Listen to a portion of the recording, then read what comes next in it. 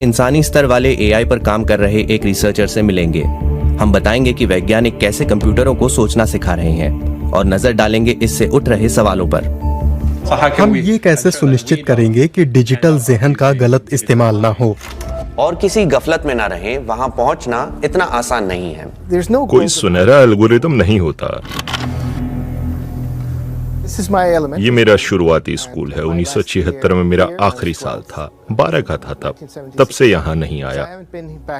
ऐसा लगता है कि ये वैसा का वैसा ही रखा था। मेरा नाम क्रिस्टीन आर थॉरिसन है। क्रिस थॉरिसन और मैं एआई रिसर्चर हूँ। आइसलैंड के रिक्याविक में पैदा हुआ और सारी जिंदगी वहीं पला बढ़ा। यहीं पर क्रिस ने 45 साल पहले फैसला लिया कि वे क्या करना चाहते हैं। मेरे माता पिता विज्ञान पर कुछ किताबें खरीद लाए थे। उस समय कंप्यूटरों को वाकई दिमाग कहा जाता था और ये भी कि वे और बड़े और पेचीदा होते जाएंगे। इसने मेरा ध्यान खींचा। कुछ साल बाद एक रोज मैं स्कूल से बस में बैठा घर लौट रहा था तो मेरे जहन में एक सवाल कौंधा, अगर मानव मस्तिष्क में तमाम प्रतिक्रियाएं भौतिक प्रतिक्रियाएं हैं तो हम उनकी कॉपी क्यों नहीं कर सकते। मेरे दोस्त, परिवार और ये बातें उनके पल्ले नहीं पड़ी। कुछ को लगा कि मैं सन की हो गया हूँ। मेरा कोई मेंटर नहीं था। आइसलैंड में आर्टिफिशियल इंटेलिजेंस में दिलचस्पी लेने वाला इंसान मिलना भी दूभर था। लिहाजा क्रिस ने खुद से कोडिंग सीखी। एआई पर जो भी किताब मिली पढ़ डाली। मार्विन मिन्स्की जैसे लोगों के लेखों पर मैं लड़खड़ाया, बेशक, लेकिन वे मेरे हीरो थे। अटलांटिक के पार कंप्यूटर विज्ञानी मिन्स्की एक थ्योरी से तहलका मचा चुके थे कि किस तरह मानवीय दिमाग को मशीन में उतारा जा सकता है। आखिरकार मुझे वो आवाजें मिल गई जो वही कह रही थी जो मैं सोचता था। और तभी क्रिस जान गए कि उन्हें क्या करना था। इस बात को 4 दशक हुए हैं। ऐसा कंप्यूटर बनाने के हम कितना करीब पहुंचे हैं, इस पर बात करेंगे। लेकिन पहले आइए जानते हैं एआई यानी आर्टिफिशियल इंटेलिजेंस का मतलब क्या है। जब भी कंप्यूटर ऐसा कोई काम करते हैं जिसमें इंसानी सोच की जरूरत पड़ती हो, लोग उसे आर्टिफिशियल इंटेलिजेंस कहते हैं। आज ये हमारे चारों ओर मौजूद है। ईमेल से स्पैम को छांटने, आवाज पहचानने में स्मार्टफोन को मदद करने या कैंसर के लिए एक्सरे की स्कैनिंग में एआई इस्तेमाल किया जाता है। लेकिन ये सिस्टम कुछ खास ही कामों के लिए बने होते हैं, हमारे दिमाग की तरह नहीं जो कई क्षेत्रों में उस्ताद हैं। इंसान रेडियोलॉजिस्ट न सिर्फ कैंसर का पता लगाते हैं, वे भाषा भी समझते हैं। वे बता सकते हैं कि कोई ईमेल स्पैम है या नहीं। वे साइकिल चलाना, वायलिन बजाना, किताब लिखना भी जानते हैं। लिस्ट लंबी है। इतने व्यापक स्तर पर इतनी सारी चीजें सीखने और उन्हें अंजाम दे पाने वाले कंप्यूटर सिस्टम को बनाना ही आर्टिफिशियल जनरल इंटेलिजेंस यानी एजीआई का लक्ष्य है।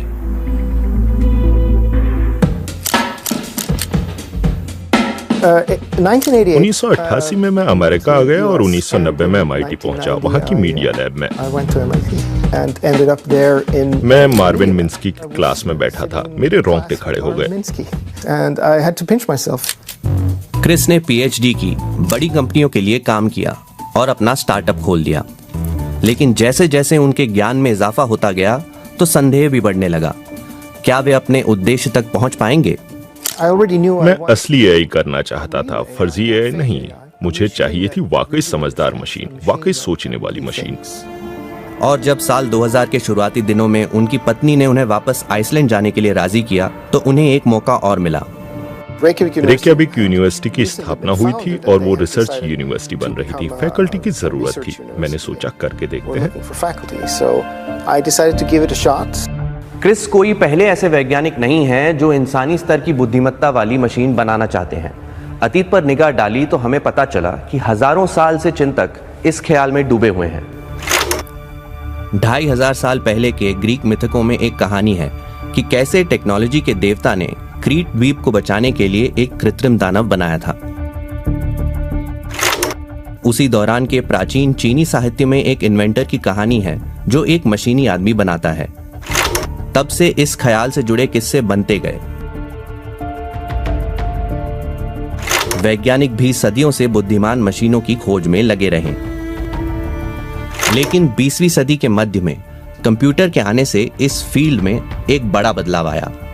1956 में एक वर्कशॉप के दौरान शोधकर्ताओं ने आर्टिफिशियल इंटेलिजेंस इस शब्द को गढ़ा और कुछ ही साल बाद नोबेल पुरस्कार जीतने वाले हर्बर्ट ए साइमन ने कहा कि 20 साल में मशीनें इंसानों की तरह सब कुछ करने में सक्षम होंगी।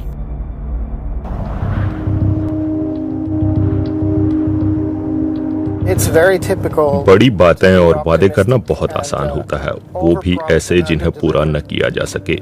एआई के पहले 30 साल में अनुमान था कि 10 साल के भीतर हमारे पास सामान्य रूप से एक बुद्धिमान मशीन होगी, लेकिन हर साल ये लक्ष्य 10 साल आगे खिसकता रहा।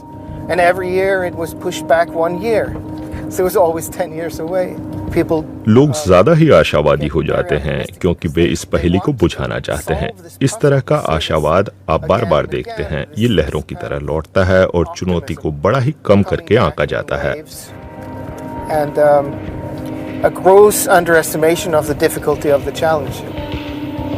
इसीलिए एआई का इतिहास उतार चढ़ाव की कहानी है। बड़ी खोजें भी हुई और बड़े वादे भी। शोधकर्ताओं ने कुछ हार भी सही और एआई विंटर्स का दौर भी आया जब ध्यान हटा और फंडिंग भी घटी। विज्ञान का स्वभाव है घुमावदार ढंग से काम करना, काम चलाओ सिद्धांत बनाकर पहले उसे परखना, कौन सी चीज काम की है कौन सी नहीं, इसे देखना। हमें जबरदस्त कामयाबियां मिलती रही हैं। एआई की मदद से कंप्यूटरों ने जेपर्डी नाम के गेम शो में इंसानों को मात दी है, पेचीदा बोर्ड गेम जीते हैं और उन चुनौतियों को हल किया है वैज्ञानिक जिनका जवाब दशकों से तलाशते आ रहे हैं। ये बड़ी महत्वपूर्ण कामयाबियां हैं।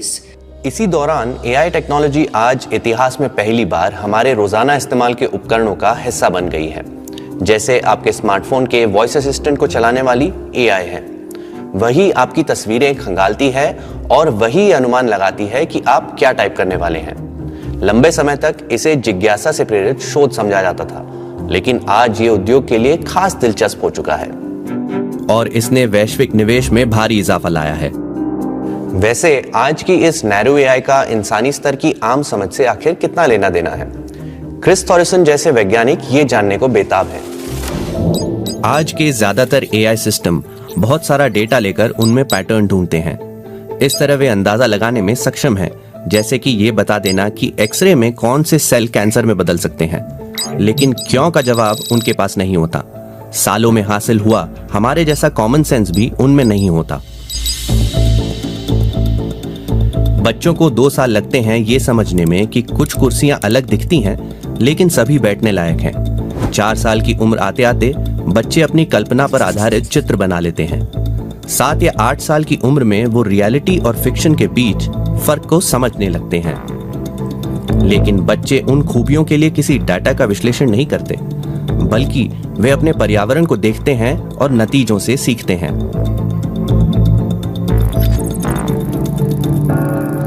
जानकार कहते हैं कि जनरल इंटेलिजेंस हासिल करने के लिए कंप्यूटरों को बच्चों की तरह सीखना होगा।